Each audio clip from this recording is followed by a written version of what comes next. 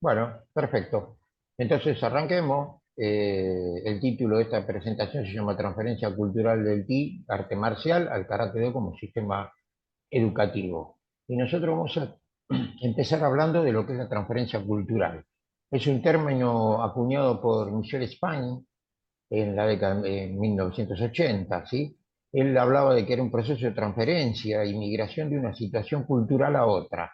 A eso se refiere, y lo vamos a ver adelante, cómo el sistema político japonés tiene que hacer esa transferencia del shogunato a la reforma Meiji y que tuvo implicancia en el sistema educativo de todo el Japón, sobre todo en el de Okinawa, y en el que quedó inmerso karate, que también tiene que hacer su propia herencia cultural. Ese intercambio cultural no es solamente una circulación de ideas o cambios porque sí de lo que ya está hecho, ¿sí? Sino que va a existir, este hombre planteaba, España planteaba que hay una incesante reinterpretación, replanteamiento y resignificación de lo que se estaba haciendo. Y lógicamente que nosotros, por ahí, para tenerlo más claro y para estar más cerca un poco de lo que significó hoy el pensamiento japonés, en el pensamiento japonés existe la juxtaposición o la comparación, se diría, ¿sí? Que es esto de la transferencia cultural. La transferencia cultural hace comparación de dos cosas que son heterogéneas, pero que tienen distintos objetivos, o sea, producen distintos objetivos. En el caso de la juxtaposición, para tenerlos en cuenta, son dos elementos independientes que van en un mismo sentido, o sea, son heterogéneos quizás en sus formas, sí, en sus conductas, pero son independientes en su forma. La juxtaposición en algunas veces en Occidente la tenemos algunas personas interpretada como si fuese una bifurcación de caminos, y en realidad la juxtaposición no es una bifurcación de caminos, es un solo camino, como por ejemplo podemos poner el ejemplo de las vías del tren. La vía de la izquierda y la vía de la derecha van en el mismo sentido, cumplen la misma función, son quizás igual en su constitución, pero son separadas, ¿sí? Aunque cada uno cumple su función. Esa es un poco la juxtaposición, un poco en las ideas. Y esto de la comparación, inclusive dentro de la historia de la filosofía, se decía que Heródoto la practicaba la comparación. Comparar dos cosas para obtener un conocimiento, o comparar esas dos cosas para entenderlas una de la otra y para diferenciarlas una de la otra. ¿Sí? En estas transferencias culturales hay algunos defensores de esa cultura. Esto vino sobre todo en la lingüística, estaba planteado en la lingüística, ¿sí? O en las ciencias sociales, sobre todo en la antropología. Y hay algunos que dicen que el estudio de la forma, yo lo puse acá abajo, interpretación e hibridación cultural. Es un poco lo que se está buscando entender. Y nosotros lo que queremos hacer es mostrarles a ustedes cómo se produjo esa transferencia cultural o esta, haciendo comparaciones con el sistema educativo japonés. O sea, primero la sociedad, cómo la tuvo que hacer, cómo el sistema educativo lo tuvo que hacer y cómo karate se tuvo que acomodar a un nuevo tiempo. El término de justaposición o sincretismo del pensamiento japonés es existente hasta el día de hoy. ¿Sí? Ese sincretismo, si ustedes quieren avanzar un poco más sobre esto, qué significa yugo, que muchas veces lo habrán escuchado en algún dojo, o hablando algún japonés o algún sensei un poco más avanzado en el estudio, en los estudios japoneses, este profesor, Hitoshi Hoshima, que tiene un libro publicado por Editorial Eudeva, está en español, el pensamiento japonés explica perfectamente este sistema, o sea, el sincretismo, el yugo japonés. Este profesor fue profesor de la UBA durante un tiempo, vivió un tiempo en la Argentina, después dictó muchas clases de filosofía en la Universidad de Lima, Perú, una persona muy experimentada. Es un libro no muy grande, lo pueden conseguir en cualquier librería UDEVA o en la misma universidad, y es interesante si lo logran ver. Y ahí aclara esto del sincretismo. ¿Qué es el sincretismo? Una fusión de varios elementos culturales que son heterogéneos. ¿Sí? Pero en el caso de Japón pasó algo muy concreto. La existencia del budismo chino, o sea, el budismo Chan, que interpretado en Japón como budismo Zen, no coincidía con la mentalidad mítica japonesa. O sea, Japón como agropecuario animista, donde río, montaña, planta tienen espíritu o alma, no iba con el budismo chino que hablaba de la libertad del individuo, no coincidía. Entonces no logran hacer una fusión entre ese budismo zen y el pensamiento mítico japonés, que bien representado estaba por el shintoísmo. El shintoísmo es una religión de Estado del Japón, ¿sí? Entonces, este yugo se le complicaba poder hacer esta fusión, ¿sí? Esta fusión de estas dos ideas, desde lo filosófico del budismo zen y desde lo filosófico desde el shintoísmo y que pretendía el Estado japonés, ¿sí? Y lógicamente que si nosotros lo tocamos desde el punto de vista de karate, ha pasado exactamente lo mismo. Después vamos a ver por qué se produce. El ki como arte marcial fue del siglo XII, esto ya demostrado, estamos hablando de karate ki como algo autóctono de Okinawa y no la idea de que karate viene de China. Muy bien documentado en el libro que está, si usted lo puede ver, creo que en Amazon todavía está solamente en inglés, eh, donde está demostrado que el ti existía ya en el siglo XII. Se empezó a investigar el Homo Rosaushi y eso demostró que era un arte marcial. No se inicia como hubo defensa personal, sino se inicia como un sistema de preparación de los guerreros para la defensa de los territorios de los señores feudales. O sea, los señores feudales gobernaban una, dos o tres villas y tenían sus propios guerreros para defenderse de los otros señores feudales. Por lo tanto, siempre fue un sistema de defensa colectivo, no un sistema de defensa personal, utilizado con golpes de puños y patadas y con la ayuda de la vara, hoy conocido como Kuno Bo, ¿sí? Eso era un arte marcial, realmente un arte marcial. O sea, se enseñaba para la batalla, se utilizaba entre los enfrentamientos que tenían los señores feudales dentro del territorio de Okinawa. Y el Karate Do como sistema educativo a partir del siglo XX, ¿sí? El arte marcial finaliza casi, lo vamos a ver adelante, en el siglo XIX. Y acá tenemos dos cosas que son heterogéneas en la instrucción física, porque el karate se sigue haciendo como antiguamente se hacía, como el sistema marcial antes lo hacía, aunque son divergentes en los objetivos sociales. Les dije que el objetivo eran los campos de batalla, o la defensa de las villas y los territorios de los señores feudales, y en cambio el karate en el siglo XX y a partir de la idea propuesta por Ankuto Sensei, se convierte en un sistema educativo en los colegios de forma oficial en Okinawa, en los colegios primarios y secundarios de Okinawa. O sea que los objetivos eran totalmente diferentes, pero seguía siendo ese mismo karate físico que se había heredado. Vamos a empezar de por qué Ti como arte marcial del siglo XII al siglo XIX. En Okinawa, la organización social en Okinawa arranca, y todavía sigue existiendo todo esto dentro de la historia de Okinawa, arranca con una idea que se llamaba Gusuku. Gusuku significa hoy, muchos dicen castillo, por ejemplo, el castillo de Yuri o Gusuku Yuri. Gusuku significa, son las cimas de las montañas los Gusuku, ¿sí? Antiguamente se le daba lugar y todavía en algunas religiones, sobre todo en Okinawa hay una religión agropecuaria animista, que es su propia religión de Okinawa, que los lugares son lugares de adoración y veneración espiritual, los Gusukus. ¿Qué había pasado? Los señores feudales que se fueron organizando construyeron sus castillos en las cimas de estas montañas, por lo tanto, con la idea siempre de poder ver las villas desde lo alto, pero dejar y demostrar al pueblo llano de que eran descendientes del cielo, en este caso.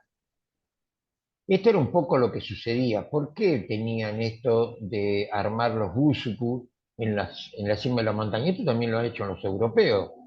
El que tiene conocimiento de haber ido a Europa y haber visto los castillos, estaban construidos en la cima o cercanos a la cima de la montaña, para mostrar una superioridad, para mostrar una cercanía con los dioses. O sea, había toda una imagen espiritual y una imagen de poder que los nobles, o en el caso de esto los Aji en Okinawa, le pretendían dar a la gente común del pueblo. fue avanzando en su estructura social, los ayis cada vez fueron teniendo de los señores feudales, ¿no? Fueron teniendo cada vez más territorio, empezaron a pelear entre ellos, y siempre se utilizaba el ti. ¿Por qué? Porque había una característica, Okinawa jamás tuvo metales, no había manera y no tenían el conocimiento del forjado de metal, los japoneses tampoco. Los japoneses aprenden el forjado de metales cuando empiezan a tener relación con los españoles. Previo a eso no tenían conocimiento del forjado de metales. ¿Sí? Queda como anécdota esto de que mucha gente que cree que la katana es una de las técnicas más antiguas del mundo en el forjado de metales, y es totalmente erróneo, porque eso lo descubren cuando los españoles enfrentan a los samuráis, y el acero toledano cortaba al medio a la katana, al samurái, al caballo y a todo lo que había en el medio. Ahí es donde ellos se preocuparon por el forjado, así que imagínense que los japoneses, o sea, en este caso el Yamato, se encontró con esa problemática, Okinawa que no tenía esa problemática, pero que estaba subyugada por estos señores. Si no tenían ellos el Yamato, el forjado de metales, menos iba a tener Okinawa. Por lo tanto, en Okinawa los enfrentamientos eran cuerpo a cuerpo, pugilístico de puño y patada, y el uso del bo, el uso de la vara, el puño. ¿Sí? Esto fue sucediendo hasta que muchos Sashi empezaron a unificar a la isla, pero quedó dividido en tres reinos. Yo ahí les puse el mapa, como lo tienen acá. Eh, Esta es la parte norte, Okusan, ¿sí? Acá tienen la parte media y Nansan, que es el sur, ¿sí? En 1536 el rey Yoshin unifica toda la isla, ¿sí? Y obliga que las pocas armas, que en este caso sería el bo, la utilización del bo, y dentro de lo que serían los recaudos de armas del castillo de Yuri. Y se obligaba a los señores feudales, para que se les reconozca esa posición que tenía de nobleza y dentro del régimen imperial okinawense, se podría decir, estar dentro de la línea dinástica que viva cerca o en las inmediaciones del castillo de Yuri. Una idea bastante importante que marcó Yoshin, después la utilizan los japoneses, conociendo este sistema.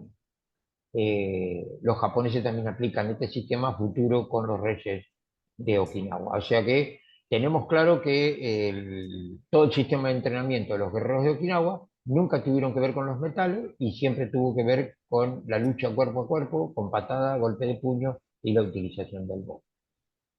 Se produce algo muy importante en Okinawa, o sea, los japoneses, el Yamato, como se le decía, era muy conocido, y el clan de Satsuma la invade en 1609. No mucho tiempo después que Yoshin había unificado la isla, ¿sí? Ahí aparece bastantes prohibiciones, no solamente se prohíbe el uso del bo, sino la enseñanza de los entrenamientos del ti.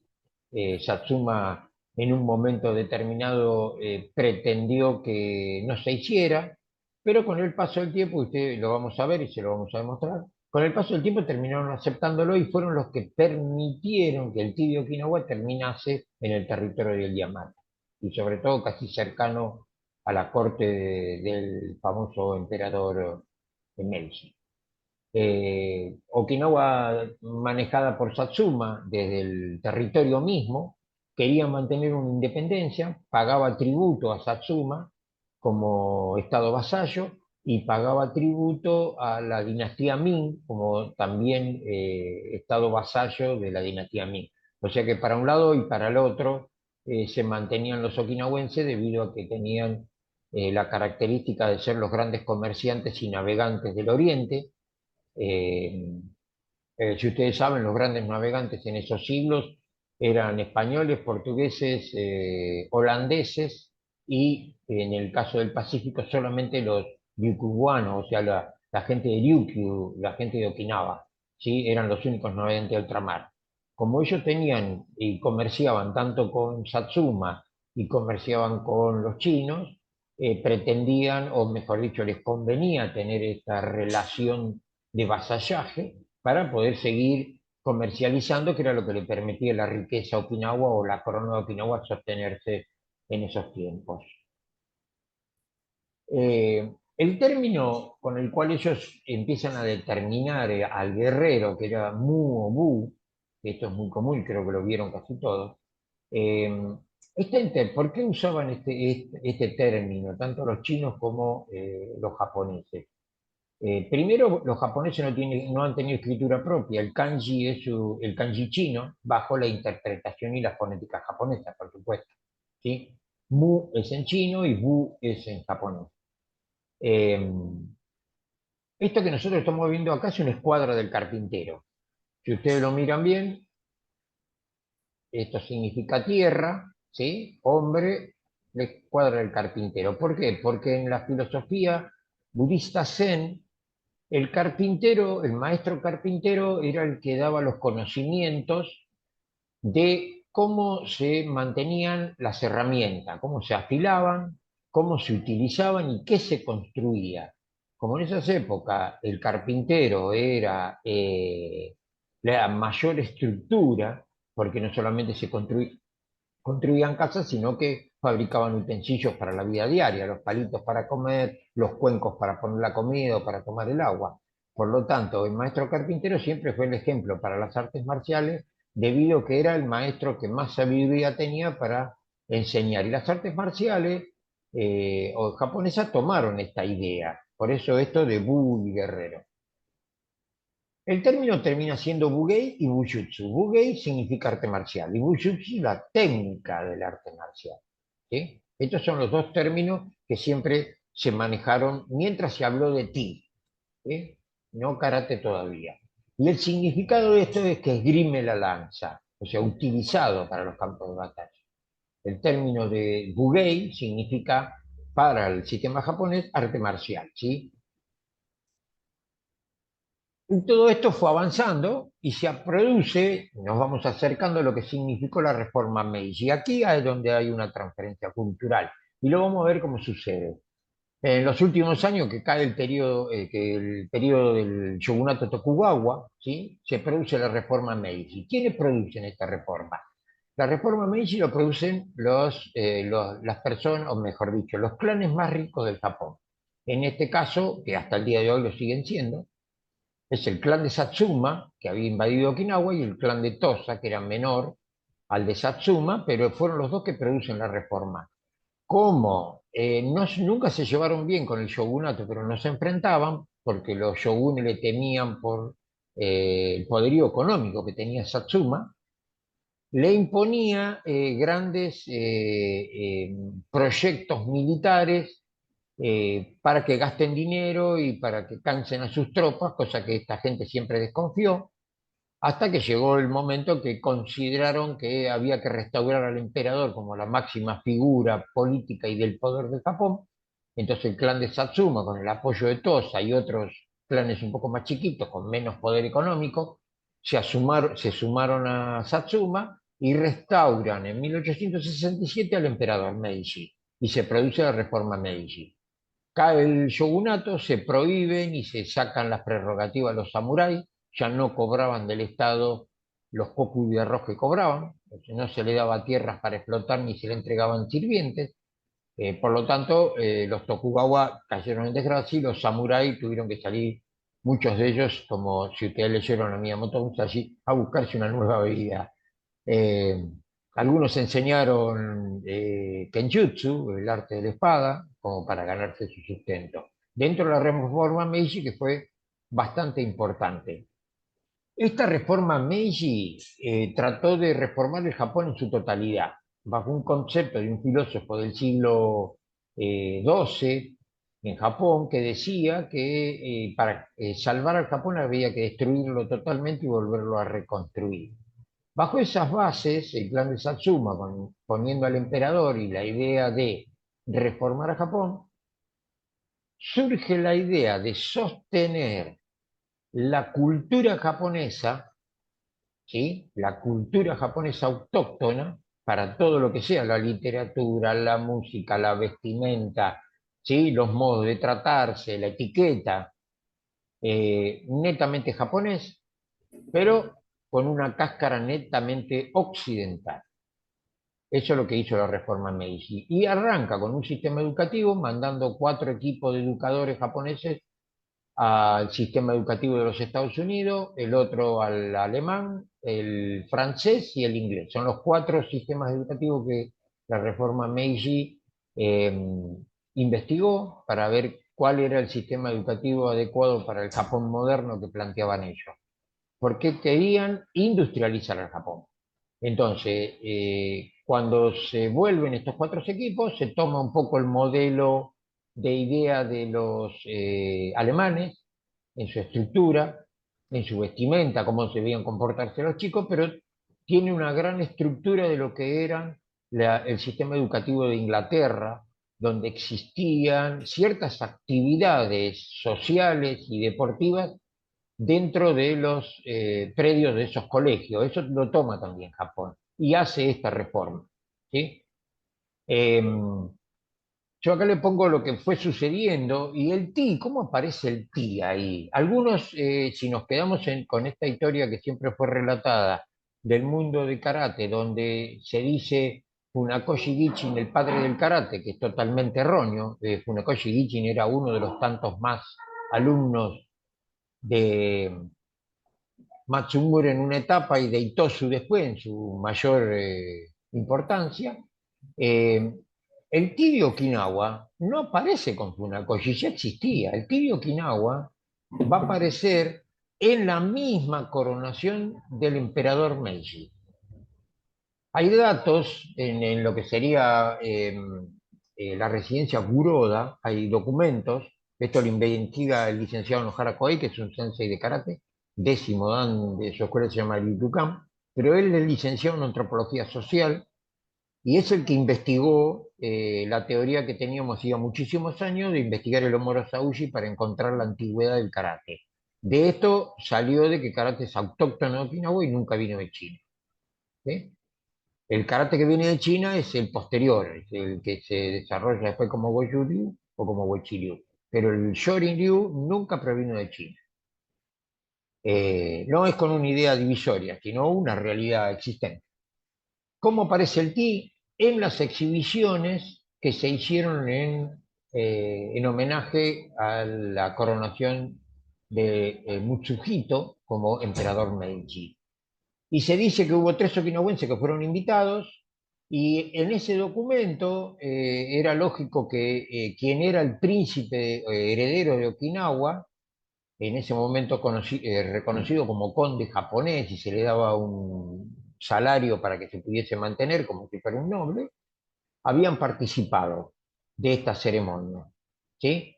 Eh, ¿Cómo había aparecido? Porque Satsuma llevaba a algunos expertos del Ti a su corte y en los salones donde se practicaba el Kenjutsu se hacían algunos combates de karate para que ellos pudiesen mostrar, o sea, Ti, y se hacían algunas prácticas con Bojutsu o las hacían públicas en las estaciones ferroviarias de Yoshinkan y Bonotsu en Kagoshima. ¿Sí? Esto era lo que iba sucediendo, cómo aparece el Ti, ¿sí? A partir de ese 1867 con la reforma Meiji. O sea, no estamos hablando de 1922, estamos hablando de 1867, el Ti mostrado como un arte marcial por el clan de Satsuma, o sea, por aquellos que restauran al emperador en el poder. Por lo tanto, empezaron a hacer esta transferencia cultural del Ti de Okinawa, llevarlo a su territorio. O sea, hay un conocimiento bastante concreto sobre esto. En esa ceremonia de coronación, estas 3 personas, ¿sí? Uno era el príncipe Yochoku, conocido como Shoken, el consejero que era Guinewan Chojo Huecata, y el regente Kian Chofu. Estas 3 personas estuvieron en la ceremonia y ejecutaron, hicieron una demostración de la kata Kusanku Odori. Odori significa danza, es danza.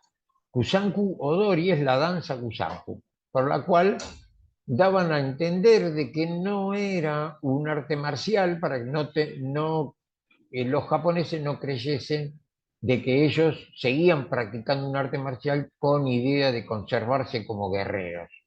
Por eso lo dio Dori. Pero también deja claro esta investigación de que muchas katas de karate que han vuelto al sistema de cómo se enseñaba karate que se habían conservado dentro de la danza okinawense como una kata de danza, no como una kata de karate.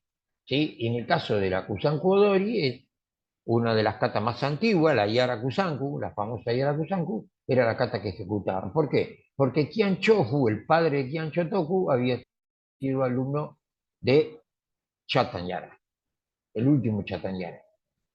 Entonces, esta es la manera en la que aparece el 23 de octubre de 1968, en la misma coronación del emperador Meiji, se mostró Ti. Por lo tanto, no pudo haber sido nunca Funakoshi el padre del karate, si ya el karate era conocido por la misma reforma, por el mismo gobierno imperial del Meiji. ¿Cómo va avanzando todo esto? Va a ingresar en la Armada Imperial Japonesa en 1889. En 1889, 20 años después, va a ingresar al sistema de la Armada Imperial Japonesa.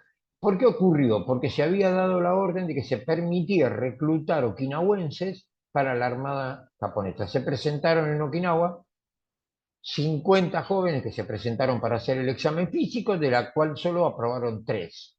Esos 3 fueron Kentsuyabu, Hanashiro Chomu y Kudin Genkangyu. Da la casualidad que estos 3 señores habían sido alumnos de Matsumura y a la muerte de Matsumura seguían a Itosu Sensei. Tanto Kentsuyabu y Chomo Hanashiro, que eran los ayudantes en los colegios, después fueron los ayudantes de Itosu Sensei en el planteo del karate como sistema educativo. En el caso de Chomo Harashiro es el precursor de que no se llame solamente Ti, sino que se llame Karate.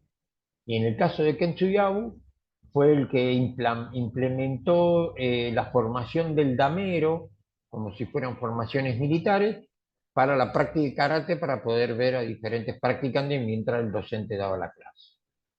En este examen médico, este oficial médico encargado de hacerlo, lo impresionó el estado físico de estos 3 okinawenses, sabiendo que muchos de los okinawenses tenían un estado físico bastante deplorable, mal alimentados, porque Okinawa era en ese momento y en esa época se había convertido en lo que sería el territorio japonés, el más pobre del Japón, el más pobre del Japón.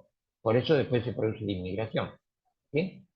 Y da un informe al Estado Mayor de la Marina de estas 3 personas que las ingresan en el sistema, y se da que Keno Akana, que ahora lo vamos a ver, que era un contraalmirante oriundo de Okinawa, contraalmirante de la Armada Imperial Japonesa, que le dice al vicealmirante Rokuro, Yashiro Rokuro, que la posibilidad de que entrenasen Ti en Okinawa los barcos japoneses de guerra que estaban estacionados en el puerto de Okinawa, a la cual se dio la orden de que esos marineros practicasen el Ti de Okinawa.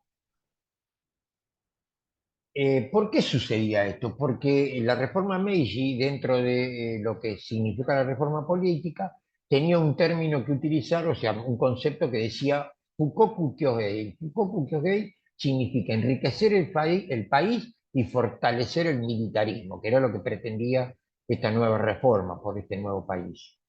Eh, Estas políticas, lógicamente, transforman toda la sociedad japonesa. Ya no era la sociedad del shogunato, ya no era la sociedad dormida de los señores, de los shogunes que solamente pensaban en expandir territorio y no en hacer crecer el Japón. Había cambiado, ¿sí? Nace un nacionalismo japonés bastante fuerte con esta política y el karate, lógicamente, empieza a ser parte fundamental de esta política nacional japonesa porque empezó a ser reconocido como entrenamiento militar y una cultura étnica. ¿Cómo lo hace? Keno Akana, Keno Akana, que era un contraalmirante, había salido de la Marina y era senador por Okinawa, y él presenta un proyecto debido a que Japón, en su intención de expansión, se enfrenta al imperio ruso de los zares, en la cual tenían tanto los rusos como los japoneses pretensiones sobre lo que era Corea y Manchuria, o sea, Corea y Manchuria por parte de China. Previendo esto, lo que sería la dirección del judo de la Marina Imperial Japonesa se practicaba Judo y Kendo y el jefe de esa división era Jigoro Kano, ¿sí? Que es el que le da esa posibilidad después a Funakoshi. Pero fíjense, no va a llegar Jigoro Kano si este señor no propone una ley que se practique en la Fuerza Naval japonesa debido a los costos de logística que generaba trasladar tatami hacia las naves, construirlos y trasladarlos a las naves, y tener todos los elementos de protección para el kendo y la práctica del kendo en las naves japonesas. ¿Qué le significaba? Era un gasto al sistema de la Marina bastante importante por la cantidad de naves que tenía la Marina Imperial japonesa. Entonces, Keno Akana propone por ley que se practique karate. ¿Por qué? Porque era económico, porque no necesitaba tatami y porque no necesitaba ninguna ropa especial, porque el marinero practicaba con la ropa de faquina, a la cual esa ley se promulgó y en 1890 ingresa en el sistema militar japonés el Ti de Okinawa. Todavía ni siquiera se llamaba karate. Así aparece el Ti en Japón, ¿sí? Ahí podemos refutar esa famosa que a los japoneses no les gustaba los okinawenses y tampoco querían a karate. Es totalmente opuesto, al contrario, estaban muy interesados en lo que hacían. Eso fue como arte marcial hasta la guerra ruso-japonesa e inclusive la Primera Guerra Mundial. Hasta ahí se abasteció karate como un arte marcial, se enseñó en la fuerza militar japonesa. Pero en el siglo XX no arranca como eso, ¿sí?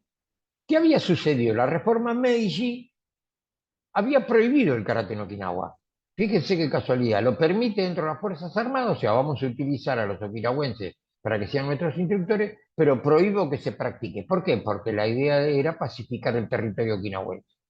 Porque los okinawenses no hablaban nihongo, hablaban chinaguchi, porque los okinawenses no tenían escritura propia, porque los okinawenses tenían su propia religión, no era el Shinto. Entonces, había una gran necesidad de establecer el territorio. Y ellos establecen el territorio con el término de Okinawa. El término Okinawa es en japonés y el término Ryukyu es en chino. Los chinos le siguen diciendo Ryukyu y los japoneses, lógicamente, Okinawa. Ellos la toman sin ningún esfuerzo, en 1890 mismo la declaran prefectura del Japón, provincia del Japón, no hubo oposición de China, entonces de esa manera Okinawa integra al imperio japonés, entra como territorio del imperio japonés. En esa reforma Meiji, el nuevo sistema educativo, a la cual Itosu, maestro de escuela primaria y secundaria y director de estas escuelas, eh, se encuentra con este problema, ¿sí? Esto de tenía que producir esta transferencia cultural. ¿Qué hago yo con mi propia cultura, la de mi pueblo, en la cual me prohíben? Y había una serie de problemas. Una de las tantas era que los okinawenses no anotaban a los chicos a los colegios porque los chicos tenían que uniformarse, ponerse un uniforme, cortarse el pelo y raparse, cosa que los okinawenses usaban una vestimenta livianita por el calor de Okinawa. Eh, los chicos, los varones usaban el pelo muy largo hasta la cintura y se hacían un rodete, o sea, toda una cultura totalmente diferente, la cual el pueblo de Okinawa rechazaba. No querían aprender Nihongo, pretendían seguir hablando su lengua. Con ese problema se encontró Itosu. Y lógicamente, imagínense que sabiendo él como alumno de Matsumura y teniendo de ayudante a los únicos tres que entraron en la Marina Imperial japonesa, se encontró con que, ¿qué hago con esta cultura? Entonces tiene en su cabeza, evidentemente, este señor es el que produce esa transferencia cultural, porque se dio cuenta que podía ser enseñado en el sistema de educación física de los colegios. ¿Cómo ingresa karate en el sistema educativo? Por propuesto de Itosu, en 1901, a través del Departamento de Educación Física, se ingresa a la práctica del karate. Y como buen docente, y por lo nuevo que había aprendido de Occidente, lógicamente, ¿qué es lo que aprende? La síntesis. Dentro de lo que es la lengua occidental, nosotros tenemos muy claro la síntesis, ¿no? Cosa que en el sistema japonés la síntesis no es la práctica asidua. ¿Qué es esto de por qué la síntesis? Porque el karate desde Matsumura tenía una estructura. La estructura era la técnica básica, el Ippon Kumite uno frente al otro, ¿sí? Podía ser el Yakusoku kumite, un kumite preestablecido, y como producto final el kumite. Eso era la problemática que se encontraba Itosu, de cómo iba a mostrar a un sistema educativo de que sea aceptado si lo que se producía era un combatiente y la reforma Meiji lo que quería era pacificar el territorio, no quería un combatiente civil. Entonces rompe la síntesis. ¿Qué hace Itosu? Presenta un programa de educación física con los 5 Pinan y la práctica de la técnica básica y nada más, sin práctica de Ippon Kumite, sin práctica de Yokusoku Kumite, sin interpretación de las técnicas, dentro del sistema educativo de la educación física. Karate ingresa como educación física dentro de los colegios. Ya no estamos hablando de arte marcial. Una genialidad de Itosu para salvar una cultura, que era la propia, que era la de su familia, que era la de su pueblo. ¿Sí? Esa propuesta, recién después, él arranca en 1901 en los 2 colegios que él enseñaba. Uno era el Colegio Normal de Varones de Yuri Shinjo, pero en 1908 el sistema educativo de Okinawa, o sea, de lo que sería la provincia en ese momento, en 1908 lo aprueba para todos los colegios de Okinawa. 1908. Karate como un sistema educativo dentro del Departamento de Educación Física. ¿Sí? Entonces, a nosotros nos tiene que quedar bastante claro que lo que nosotros hemos aprendido desde nuestras adolescencias, esto del karate, que siempre hemos tratado el tema como un arte marcial, nosotros hemos heredado un sistema educativo, no hemos heredado un sistema marcial. No generamos guerreros civiles, es un sistema educativo. Y eso es lo que propuso Itosu y eso es lo que tenía Japón. El sistema fue avanzando. En 1905, este señor, como yo le decía, Hanashiro Chomo, él propone utilizar el kanji. ¿Por qué? Porque la escritura japonesa era la hiragana, que también es japonés, pero que no tenía que, en Okinawa lo único que estaba escrito en hiragana era el Mortaushi. ¿Sí? Eh, Kanashiro Chomo propone utilizar el término karate en 1905, que era el significado de aire vacío o vacuidad, o sea, la mano vacía, la idea de que no había agresividad. Eh, Se podía leer como Toshukuken o como karate, de las dos maneras, ¿sí? Esa fue la idea de Hanashiro Chomo Sensei. ¿De dónde saca la idea? De Q, de vacío, de Sora, de cielo, de firmamento, esa era la idea. Y eso es el símbolo que se empezó a utilizar. ¿Qué se buscó adicionar? Los japoneses preocupados por este tema, se adicionó el término do. El término do proviene del Tao, por lo tanto, la idea filosófica del do no es ni del budismo zen, ni es confuciana, es taoísta, es una idea taoísta. ¿Sí? Por eso que el kanji do, que simboliza, esto es el kanji interno, si lo separamos, esto es el radical shinryu, que significa movimiento, y esto que está acá es un chino con un sombrero en la cabeza. Por lo tanto, si este símbolo significa movimiento, el término do significa mover la cabeza. Pero como era filosófico, la idea de mover era mover las ideas. ¿Se entiende por qué karate do? Eso es lo que se toma, por eso acá yo les muestro cómo está armado, la parte de arriba, cubi, cuello, cabeza, y Shinryu que expresa movimiento. Camino del ser interior, reino espiritual, dice. El Tao es el reino espiritual, dice Lao Tse. Y ahí es donde se acuña el término Budó, que es la práctica moral y espiritual de la sociedad. ¿Sí? Que tiene que ver, que tiene que producir cierta conducta, moralidad o virtud del guerrero en ese caso, ¿sí? Pero estamos hablando de la sociedad. ¿Qué significaba Budo? Que retiene la lanza. Eso es lo que los japoneses y su reforma Meiji pretendían. Ken Wakana y Shigoro Kano. Ken Wakana, contraalmirante retirado, y Shigoro Kano, muy conocido, ustedes saben, un señor de la nobleza japonesa, muy amigo de Pierre de Coubertin y fundador del Comité Olímpico junto con Pierre de Coubertin. Presidente de la Asociación de Béisbol del Japón y fundador del judo. Ellos movieron ciertas influencias para realizar una exhibición en homenaje al príncipe Hirohito, en ese momento príncipe, todavía vivía su padre, que viajaba hacia Europa, y se organiza cuando el barco que iba hacia Europa, bajando por el Pacífico, recala en Okinawa y se hace una exhibición en honor a este príncipe, al príncipe Hirohito, en la cual se buscó de que se dirija una exhibición de Ti y de Bojutsu, en la cual se elige a Gichin Funakoshi porque era maestro de escuela primaria y porque hablaba japonés, ¿sí? A la cual él convocó a otros alumnos de Anku Itosu Sensei para hacer la exhibición, que se hace el 6 de marzo de 1921. Se hace la exhibición de Ti y Bojutsu en honor del príncipe, a la cual se hace un poco más conocido. ¿Y qué fue pasando? Lógicamente que Gichin Funakoshi fue invitado a Tokio, ¿sí? Y en marzo de 1923, fíjense, 2 años después, realiza una exhibición pública en el Kodokan del Judo, secundado por Gima Shinkin, que muchos creen que eran alumnos de Gichin Funakoshi, y a Gima Shinkin siempre lo ponen como que fue un practicante de Itosu de Shotokan. Nada, absolutamente nada que ver, porque Shima Gichin perdón, Gima Shinkin era alumno de Itosu, directamente alumno de Itosu, y fue para ayudar a Funakoshi Gichi en la exhibición. ¿Sí?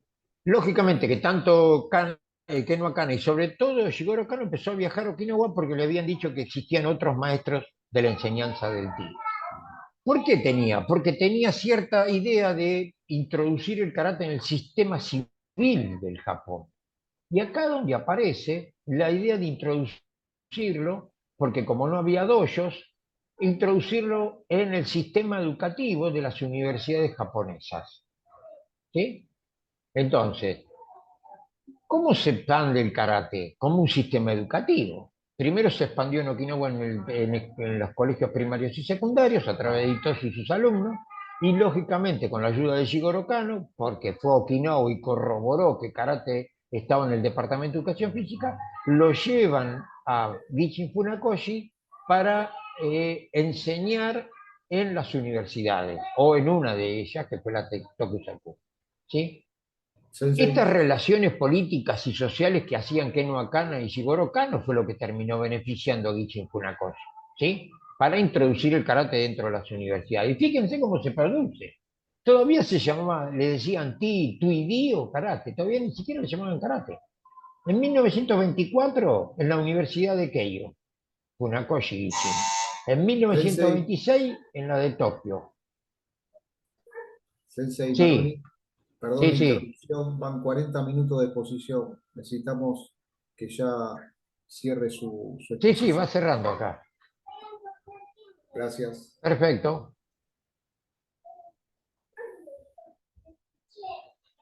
Bueno, ahí lo tenemos. Acá tenemos todos los años, fíjense, todo esto previo hasta 1949, miren, 1939, ¿no? Todavía aquí ni siquiera estamos en la Segunda Guerra Mundial. Y recién en 1949, post Segunda Guerra Mundial, aparece Mabuni Keno en la Universidad de Kansai. Esta es la manera en que el karate se mostró en la sociedad japonesa a través del sistema educativo de las universidades. En 1935 Funakoshi Gichin publicita lo que había dicho Shigeru Kano, que era la de mencionar a karate, ponerle un nombre, ni siquiera tenía uniforme, tampoco usaban el judogi, ¿sí? Y en 1936, el 25 de octubre de 1936, se hace una reunión en Okinawa organizada por Ota, que era el director del Yokushinpo, el diario de Okinawa, en la cual convocan a estos maestros, algunos militares japoneses y algunos maestros de escuela, para que karate tome el nombre de Karate Do. ¿Sí? 1936 se acepta el término de Karate Do, ya con el ti expandido en casi todo el Japón, y queda esta disciplina determinada como Karate Do. ¿Sí? Las fuerzas de ocupación aliadas prohíben esta enseñanza porque creían que era peligroso, pero se mantienen con la idea de que como los coreanos eran subyugados por los japoneses, el que tenía un maestro coreano podía enseñar. Y ocurrió algo de eso en el Japón. Pero hacen un retorno semántico. Empiezan a utilizar, como no entendían el término budo, empiezan a utilizar otra vez la idea de martial art, la idea de arte marcial, Y así es como los norteamericanos expanden hacia Occidente la idea de karate como un arte marcial. Otro, y por último queda, sistema educativo japonés, la primera escuela de instructores en 1949, organizada por Nakayama Masatoshi en la universidad. Fue la primera escuela de instructores, ayudado por Nishiyama y Hidetaka, y había otros, ¿sí?, dentro de la JKA. En 1956 aparece el primer programa de entrenamiento, llamados Kenshusei, o sea, instructores internos, en donde se empieza a capacitar a estos instructores. Fíjense que no nos salimos del sistema educativo, no estamos hablando, los japoneses no hablaban de arte marcial, ¿sí?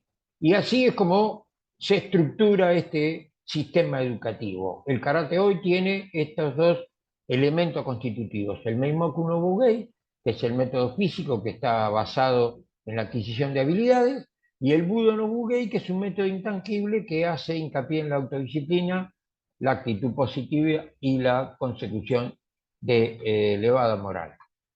Así que de esta manera quedamos sentados de que karate, ¿por qué karate es un sistema educativo? Nosotros lo hemos heredado como sistema educativo y no como un arte marcial. Que usemos la etiqueta de arte marcial expandido por los americanos es un solo puro y exclusivamente propagandístico.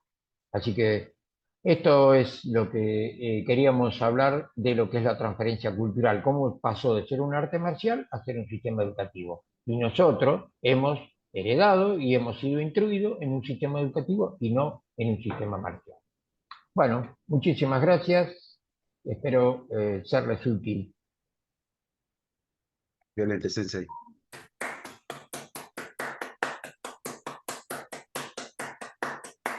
Bueno, a ver, nos Muchas vamos gracias, organizando. Sensei Maroli. Sí, Eh, bueno, a ver que voy cerrando para ganar recursos. realmente en qué tiempo sintetizó tanta historia, ¿no? Realmente entiendo el esfuerzo que ha hecho.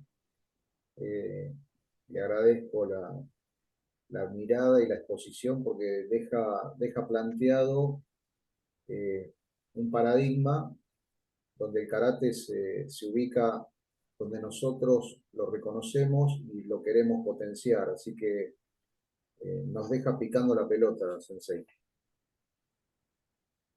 Bueno, espero que igual podemos seguir, no hay problema. Podemos hacer a futuro algunas charlas, intercambiar ideas y poder concretar esto que estamos planteando, que no es de ahora, con el Sensei Luis Vázquez, de que pretendemos que el karate siga estando dentro del sistema educativo y sobre todo en nuestro sistema educativo argentino, que es el que va a hablar el Sensei Luis Vázquez. Así que Bueno, los dejo en sus manos a ver si puedo. si me permite compartir pantalla, veo si puedo. A ver. ¿Qué pasó? ¿Estás habilitado, dice? Sí, primero tengo que abrir, como estuvimos practicando hoy. A ver, denme un minuto.